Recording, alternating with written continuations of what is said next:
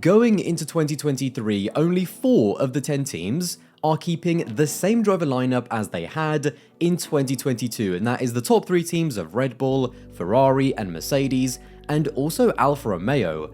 Now, I will actually say that looking on social media kind of over the past few years, I actually think that some fans underrate how important a good driver lineup is. I mean, of course, the car performance and the car you're given is the #1 kind of differentiator in terms of performance, but I do think a good driver lineup makes more of a difference than I think some fans actually think. So taking 2022, for example, I think that McLaren, with 2 drivers getting the most out of that car, they would have beaten Alpine to 4th in the Constructors, and equally a team like Aston Martin, for example, if they had someone like Sebastian Vettel and also Lando Norris in the other car as well, I do think that with how resurgent that team was towards the end of the season, I do think that they get the job done over Alfa Romeo. So yeah, I think a good driver lineup is still so important in Formula 1, especially for the Constructors. And so in this video, I'm going to be doing my ranking from the weakest to the strongest driver lineups, in my opinion, on the 2023 grid. And now, first up, I'm actually going to do 10th and 9th at the same time because, to be honest, when I was doing this list, I was going backwards and forwards between these two teams. I think they have very close driver lineups, and this is one of those where, because I think the driver lineups are so close, the car is going to be the big differentiator, because I think, yeah, both of them are kind of on a similar level. But I did give the edge to one team. In 10th place, I have got Williams with a rookie Logan Sargent and Alex Albon, and in 9th place, I have got AlphaTauri with a rookie Nick De Vries and then Yuki Tsunoda as well. Now, again, I thought these two were so close, and if you have them the other way around, I would totally understand. Now, the funny thing is, out of the 4 drivers in those 2 teams, I think Williams have the best driver in Alex Albon out of the 4, and also the weakest in Logan Sargent. Now, it's very difficult to know how these rookies are going to perform. We're obviously basing it off their kind of junior career and what they've achieved so far. So, yeah, even though I do think that AlphaTauri have kind of the 2 in-the-middle drivers, I think that just the level of Yuki Tsunoda in his 3rd year, and also a Nick De Vries, who I think is going to be a really well-prepared rookie, I think it kind of just, as a combination, it just tips the scale towards AlphaTauri for me, even though I think that Williams have the stronger driver, or the strongest driver out of the 4 in Alex Albon. But again, I think this one is so close that it's just going to come down to who has the quickest car, Williams or AlphaTauri. In 8th place, I have got the team that I talked about earlier, the only midfield team to keep their driver lineup the same for 2023, and that is Alfa Romeo. Now, I am wearing some Alfa Romeo merch for this video, so big up Alfa Romeo. I do think it's quite close between them and the team just ahead of them, but I just gave the edge to the team that you'll find out in a bit. But in terms of Alfa Romeo, I actually think that this is not a slight to them. I think they have a really good driver lineup. I think Valtteri is still doing a fantastic job kind of in that midfield environment in his own team. Again, at the beginning of 2022, I think we forget, he was on a crazy run. I mean, he was just qualifying in the top 6, top 7. I think he was in the top kind of 7 in the Drivers' Championship as well for a while. So, yeah, he had a fantastic time at the beginning of the season, and unfortunately, as the car kind of tailed off, I think Valtteri does sometimes just go missing in races as well. He's such a good qualifier, but in the races, you know, his racecraft and just, yeah, he can go missing. Let's just say that. We learned that from his Mercedes days when he was fighting up front. But I think certainly when it comes to his teammate, a rookie Zhou, again, a rookie who didn't kind of have an amazing season, but I think Zhou had a fairly solid season. He didn't crash too much, so I'm looking forward to seeing kind of that development in the 2nd season, and hopefully he can push Valtteri more in kind of, I think that would be really good kind of for the driver lineup in general, just for the team, because you want 2 drivers that are kind of, there's that respect and that good relationship and that don't, you know, crash into each other quite a lot, but also push each other. I think that's obviously better for the team as well. So yeah, Alfa Romeo, I've got them in 8th. I think they have a really good driver lineup. The only question is, how big of a jump up is Zhou going to make in his 2nd season? Because he's got to make that jump up. There's pressure on him, obviously, to keep his seat. So, yeah, that's, I think, the only question in terms of, I know Zhou is going to get better, but how much closer to Valtteri is he going to be able to get? So, yeah, in 8th place, I have got Alfa Romeo. Next up, in 7th, I've actually got a driver lineup that I'm going to call brilliantly boring, and that is Haas. Now, just to explain myself for a little bit, when it comes to Kevin Magnussen and Nico Hülkenberg, again, I know K-Mag has had kind of moments in his career, obviously the podium in his first ever race, and even stuff like, you know, the pole position in Sao Paulo. I don't think that there's a lot of kind of X factor about any of these drivers. I think this is honestly just solid. Both of them are solid drivers. K-Mag, he can be a bit of a loose wheel, especially on lap 1 up against Lewis Hamilton and Max Verstappen. For some reason, he can get into a few little skirmishes with his front wing, but apart from that, he is a very quick driver. And when it comes to Nico Hülkenberg, obviously Haas choosing to replace Mick Schumacher with an experienced hand, a driver that hasn't been in Formula 1 full-time since 2019, so yeah, how is Nico going to be on his comeback? Is he going to kind of hit the ground running?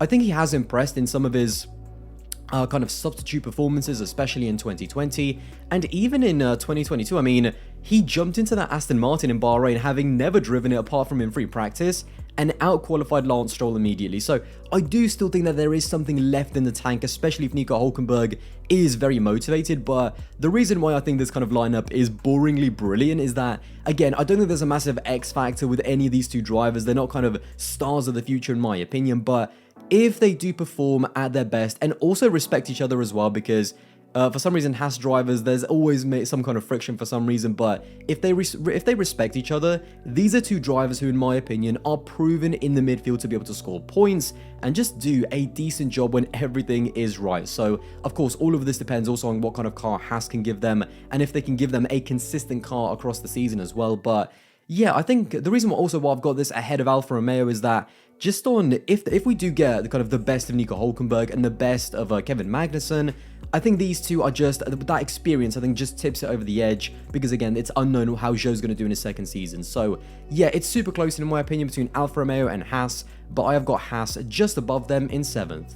In 6th place, I have got Aston Martin with Fernando Alonso and Lance Stroll. Now, when it comes to Fernando Alonso, not too much to say. The level he's operating at, as we saw in 2020, is still unbelievably high. He's not just one of the best in the midfield, I think he's one of the best on the grid, like just full stop. So yeah, I think they've got a really good driver in Fernando Alonso. Clearly he still has plenty left in the tank. Clearly the motivation is still there, and whatever car they're going to give him, he is going to get the absolute maximum out of it. And if they have a car kind of similar to what they had at the end of last year, he can definitely mix it up at the top of that midfield with the likes of Alpine and McLaren as well. And now, unsurprisingly, the reason why this driver lineup doesn't get any higher is because of Lance Stroll, and there's not really too much to say. I mean, purely, I think Lance Stroll is a good driver. Don't get me wrong, I don't want to go in on him, obviously, but I just think that, you know, plain and simple, he is not of that caliber of the top end of the midfield. He's not on the level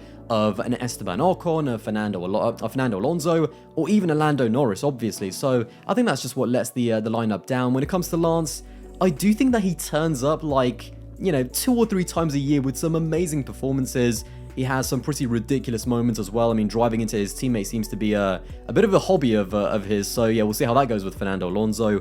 But I think that lack of pressure, because his seat is so secure, he doesn't have that kind of pressure that most drivers have to deliver every single race and every single season, because not only do they have to deliver for the team, but, you know, they're fighting for their lives on the F1 grid. And because that pressure isn't so much on Lance Stroll's shoulders, I feel like he's actually missing something, like in terms of his development as a driver. So yeah, he is a good driver, don't get me wrong. He turns up, you know, again, 3 or 4 times a year with some really good performances, but unfortunately, when we're talking about that top echelon of the midfield, that's just not enough, and he's not of the caliber of Fernando Alonso or Lando Norris. So yeah, that's why I've got Aston Martin kind of behind the, you know, the 2 other teams that are coming up right now. Of course, that means, surprise, surprise, that I have got either Alpine or McLaren in 4th or 5th. But who do I think has the better driver lineup? Well, in 5th, I have got Alpine with Esteban Ocon and Pierre Gasly. And of course, that means that I have McLaren in 4th with Lando Norris and Oscar Piastri. Now, first of all, let's talk about our Alpine with the double French combination. Now, on paper, again, on paper, this is a brilliant lineup. You have 2 drivers who are, I think, in the primes of their careers. I mean, really solid midfield drivers, both Grand Prix winners. Both have been on the podium multiple times. Just really good and really solid drivers that should really be kind of the best of the rest.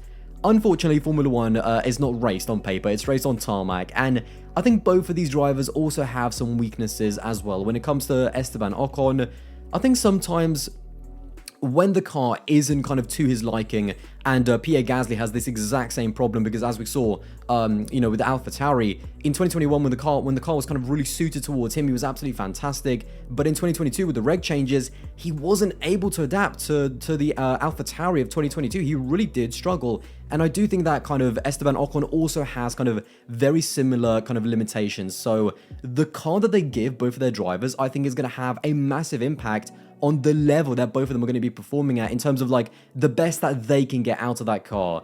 Then there is also, and I talked about, drivers under pressure in my previous video, and I put both of them on that list. I think there's also going to be a bit of internal friction, because both of these two drivers are going to want to prove a point to the team and to themselves against each other. So how they're going to work as a combination, I have got a hell of a lot of questions about that. So again, as just on paper, both of these two drivers, again, Grand Prix winners, point scorers, they can do it all. They've done it all, in kind of the sharp end of the midfield. But as a combination, I've just got doubts about the French machine. So, I've still got them, in fifth. So I do think that they have a really good driver lineup. But controversially, I think that the combination of Lando Norris, who I think is, again, similar to Fernando Alonso, not just one of the best in the midfield, but maybe one of the best just on the grid in general, and a rookie Oscar Piastri, I do rank them ahead of the Alpines. Now, for the most part, that is because of Lando Norris. I think there is a clear kind of step between Lando Norris at the top, and then potentially, there's kind of a step down when you get to the likes of Esteban Ocon and Pierre Gasly as well. So I think that Lando makes that kind of bigger difference. And then when it comes to Oscar Piastri, listen, I'm sticking my neck out and saying that he is going to deliver for McLaren. You're talking about a winner in Formula 3, a winner in Formula 2, back-to-back championships. Only the likes of Leclerc and Russell have done the same. And I do think that he is going to come into Formula 1 and kind of maybe not beat Lando Norris, but really kind of put up a good fight and do a better job than Daniel Ricciardo. And I do believe that he would have made the difference even as a rookie in 2022. So yeah, maybe it's a bit more of a guessing game for me. I'm sticking my neck out when it comes to Oscar Piastri. But if I were to put my money on which driver lineup is better, I would go with McLaren over Alpine. We're into the top three, and in third place, I have got Ferrari with Charles Leclerc and Carlos Sainz. Now, I do actually want to say that when I look at all of the 6 drivers in the top 3 teams, I actually think that we have a very strong kind of crop of drivers at that sharp end of the grid fighting for race wins. I think we have, there's no one that I look at and I go, they don't deserve to be, in a race winning car, or they're not good enough, or they're really kind of the weak link, Of course, some drivers are stronger than others, but in general, I think all of those 6 drivers, any combination of those 6, I think is a killer lineup either way. So yeah, I've got Ferrari kind of just, at third, but still with an amazing lineup. I think the only thing is, obviously, Charles Leclerc, to me, I am on the Charles Leclerc, hype train. I think that he is a future world champion. I feel like when I look at the beginning of last season, when Ferrari was still in a title battle, Leclerc was able to go toe-to-toe with Max Verstappen. So, even if I think that Max is a better driver, and to me, there's no doubt, I think Max is just a little bit better, it doesn't mean that Leclerc can't challenge and win a world championship. So, yeah, I think, they have an absolute A1 driver. Ferrari have an A1 driver in Leclerc, but I was a little bit disappointed in Carlos Sainz. When Carlos Sainz was in the midfield, he was absolutely incredible. He was doing all of the same things that Lando Norris was doing last year and that Fernando Alonso was doing last year.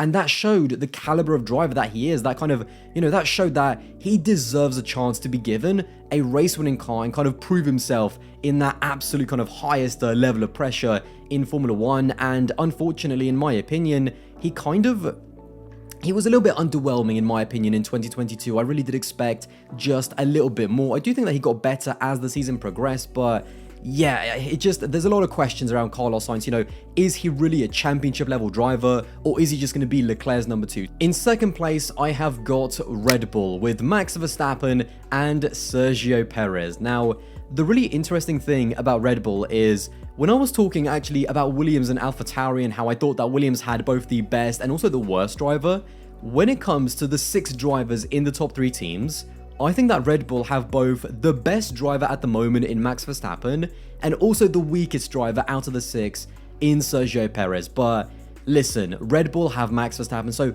they have the two-time world champion, they have the guy that just obliterated, the competition in 2022. He's driving out of his skin, he's driving at an all-time great level, and so even though I do think that, Sergio kind of obviously lets the team down just a little bit, I don't think that Sergio Perez, I don't think that he's incompetent, so yeah, that's why I still think that Red Bull have a better driver lineup than Ferrari, because they have Max Verstappen. When you have Max Verstappen, that's kind of your ace in the pack. So yeah, obviously a really good driver lineup. I feel like Red Bull, after all of those years in the wilderness of kind of, chopping and changing drivers, I still think that Sergio Perez is under pressure. Of course he is. He's a Red Bull driver, in a race-winning team, and that's always going to come with pressure, but there just seems to be a little bit more stability. Even though Sergio didn't quite get the job done and get second place in the championship, he got a few wins, he got obviously a pole position, quite a few podiums as well, and I feel like there's just a little bit more stability than, say, in 2019 or 2020. So yeah, even though I don't think that Red Bull have the absolute best driver lineup on the grid, I think they have really nice balance. I don't think that there's,